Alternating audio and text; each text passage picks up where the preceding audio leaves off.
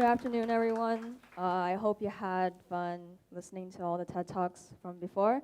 And I know you're probably a little tired from learning all this information, but please bear with me for a little while. So, I'm Rosalyn, I'm 17, and I am too young to understand why gay rights is wrong. When I was 8, I learned that gay couples could not get married. And the details are a bit blurry because it's been around 10 years, but I do remember sitting in the living room watching TV, and this pro-gay rights marriage commercial came on, and I just started crying really hard. And you know how those commercials are, you know, the ones with the dogs dying, and they just make you cry. And it was at that moment that my mom called from work to tell me that she'd be home soon. She heard how upset I sounded and asked me what was wrong, and I just told her, I just think gay people should be able to marry too. Yeah, you bet that wasn't what she was expecting her 8-year-old kid to say out of nowhere. And for a while, there was just silence, static, until finally she said, "You're too young to understand." And that was that. And now, even 10 years later, into the future, when I'm almost 18 and legally an adult, whenever I try to bring the issue up again, she still says the same words from 10 years back. And of course, this was how I reacted. Now, you may be thinking, I gotta cut my parents some slack. After all, they're Chinese, they're much older than I am, so they grew up with traditional beliefs. And China, with its millennia's history worth of filial piety, is very fixated on a big traditional family, like this one. And being gay, no matter where in the world, is often synonymous to no family, which is not true, by the way, because adoption exists. And also, today we have so much advanced technology where you can start up a family in different ways. But adoption and technology or not, it's still not very accepted in China. But homosexuality wasn't always so looked down upon in China. In fact, it was very common. I took the liberty to do some censorship. So, homosexuality was actually almost as common as heterosexuality in the late 3rd century, according to the official Song records, like from the Song dynasty. All the gentlemen and officials esteemed homosexuality, to the extent that husbands and wives were estranged. Now isn't that queer? It made me wonder what happened between all these years for something to be so ordinary and esteemed to turn into something to be shunned for. Aren't we meant to become more civilized? To become more progressive? Well, there is an answer to that question, one that I myself didn't expect. But before I get to that, I'd like to first paint a picture of what it's like to be gay today. Nowadays, we have celebrities who are openly queer. We have YouTubers, TV shows, movies, online dating apps, and there's a ton of queer people online. Take this, for example. On the right over here is a tweet from an ordinary girl on Twitter. And she became viral not because of the fact that she likes girls, but because her crush woke up at 6 a.m. in the morning to bake her that delicious-looking bread. And on the left over here is a couple who proposed to each other as a surprise, and they ended up doing a double proposal. And nobody gave them a hard time about it. It was actually the people in the back were very excited for them, almost as excited as they were themselves. So as you can see, LGBTQ is much more normalized today than it was a few decades back. Depending on where you live, you can even see some interactions out on the streets. And it is this type of casual alliance, casual acceptance, that's so important to me and other queer people. But unfortunately, not everyone is so lucky to experience that. In July last year in Seattle, a couple was walking down the street holding hands. A man then came out and stabbed them with a broken bottle because it made him uncomfortable. And this is only because they were two men. Gay people are not protected by hate crime law and other types of discrimination, even if gay marriage is legalized in that country. And much of the LGBT legislation is like that. Because you've got centuries of homophobia and intolerance, and you just throw the laws on top, like a cloth, and expect it to be better. But it's not. The box is still empty. It just looks like it isn't. So as important as laws can be, they can't make that big of a difference on society if society itself does not want to change. But that's not to say that laws are completely useless. In fact, quite the opposite. In countries where laws are against queer people, it's exponentially worse. Today, homosexuality is still punishable by death in 12 countries. That is highlighted in purple over here. And in 72 countries in orange, homosexual acts are illegal. So in Iraq, one of the purple countries, public execution of gays is applauded. It's a celebratory event. And even in countries that aren't highlighted in any of the colors, like purple and orange, like Russia, discrimination is still rampant. In Russia, the government is anti-gay. Gays are compared to pedophiles. And you have these everyday people who think it's their responsibility to personally track gay people down and humiliate them, harass them. So I want you all to think of something. You and I, we all did not get to choose where we were born. And for the most part, we don't really get to choose what we like, what we dislike, who we like, and who we dislike. So life is kind of like a randomizer. And you have this machine that spits out your identity and your circumstances. So let's say you were a boy, and separately, you like other boys. But you were also born in one of the 72 countries. You didn't get to choose any of that. And you better learn how to hide it, or else it's game over. And this could happen to any of us.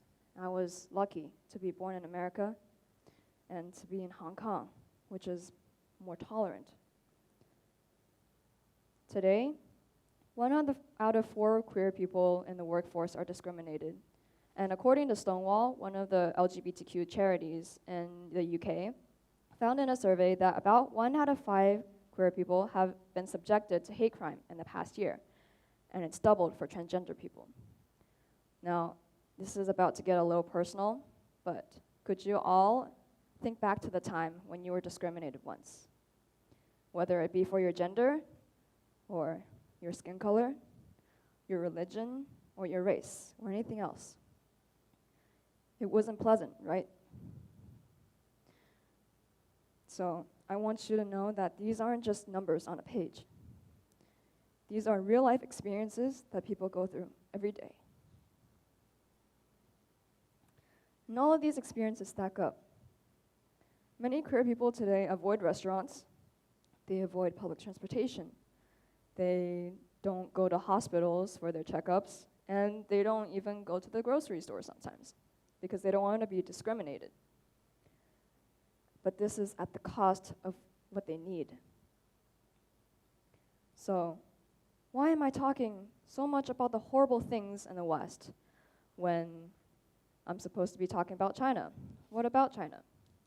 Well, the truth is, homophobia was spread through Western ideas and the major religions, which is Hinduism, Christianity, and Islam. And I'm not criticizing any of these religions or Western ideas. I'm just telling history. But that's not to say that China has been completely accepting of the queer community, because it has long been derisive of trans people, because they're very keen on their traditional gender roles. Confucius, the one on the right here, is one of the most prominent philosophers of China. And he believed that people should follow their traditional gender roles. And for women, it's to be good or obedient wives, daughters, mothers, sisters, basically just be good for their male counterparts. And Mencius, one of his followers, believed that the most horrible and filial thing you can do is to not have kids. So, as you can see, much of the LGBTQ community lifestyle goes against that. because they can't really have a traditional family dynamic. But to be fair, much of the modern day lifestyle goes against that too. So, maybe these ideas, which are more than 2,000 years old, are a little bit outdated. So, homosexuality only received serious backlash during the 7th century in the Tang Dynasty, which is when China first came into contact with South China and the West through the Silk Road trade. So Hinduism came from South Asia, and Islam came from the Middle East, and Christianity came from the West. And that later there was a renewed wave of homophobia in the 19th to the 20th century, which was when colonization and westernization happened. So this is a map of China in the mid-19th century, and the green spots is what I want you to focus on. That's the British spheres of influence. That's essentially how homophobia was reintroduced to China in recent decades. And that's why, even though in ancient China, homosexuality was very ordinary and esteemed, but in recent decades, it's become more intolerant. So in 1997, things have gotten better, and homosexuality was decriminalized in China in 1997. And while I was researching the past, I found something quite interesting. So in 2001, homosexuality was removed from the official list of mental illnesses in China, and June is Pride Month.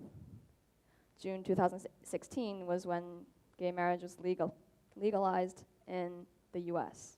Now you may be wondering, what do all these things have in common with each other except being great advancements for the queer community? Well, I am Chinese American, and I was born in 2001, June 28th. And it's kind of funny. I was trying to scan my passport for a clear scan, and I could not get rid of the rainbow hologram over my face. I tried really hard. I tried like 10 times. But even my passport was trying to tell me something.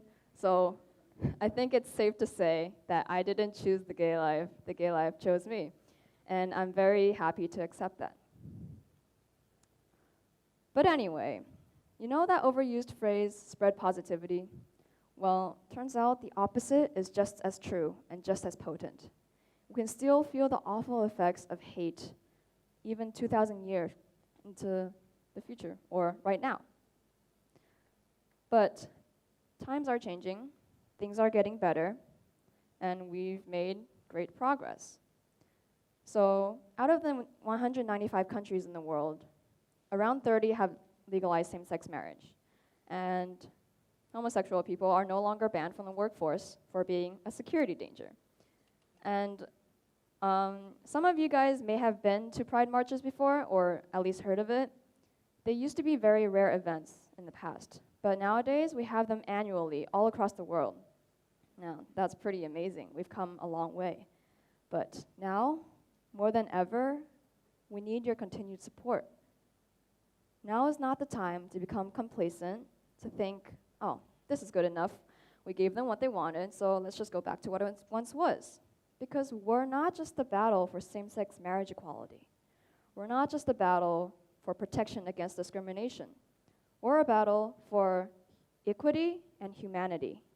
And we, all of us, no matter our gender, our sexuality, our race, religion, or anything else, we cannot fully enjoy our rights if another is without them.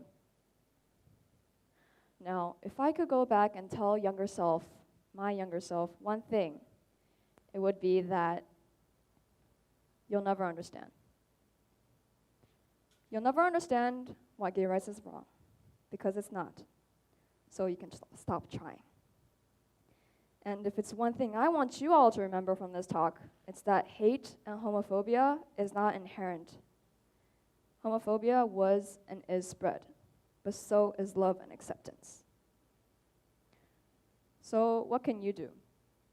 Well, you can try to stand up to those harassers, let the victims know that there's support right here, not just somewhere out there, but something tangible for them.